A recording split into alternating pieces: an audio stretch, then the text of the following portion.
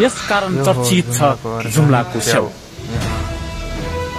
वारिपारीका जिउलोमा मार्सीको बयली, बीचमा तिला नदीको उर्लदो भेल अनि डाँडा पाखामा लोभ लाग्दो गरी फलेका स्याउ बगैँचा।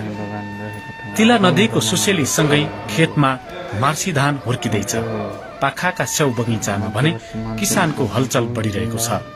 यो जुम्लाको वर्तमान हो। जब मध्य बर्खायाम आउँछ तब यसले चुपचाप किसानहरूमा एकाएक हलचल ल्याइदिन्छ।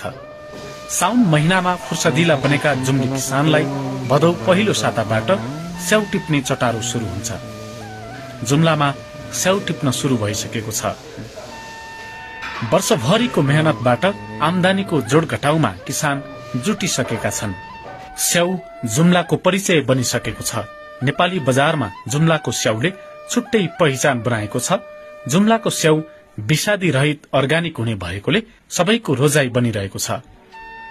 जुम्ली स्याउको माग नेपालका ठूला शहर काठमाडौँ, पोखरा, सुर्खेत, नेपालगंज, विराटनगरमा समेत हुने गरेको छ। जुम्लामा गोल्डेन, रेड, रोयल डेलिसियस जातका स्याउ फलिरहेका छन्। यसका साथै इटालियन जातको फुजी स्याउ समेत फलिरहेको छ। जुम्लामा स्याउ सिजनमा सानोतिनो आमदानी नभएको घर कमै छन्।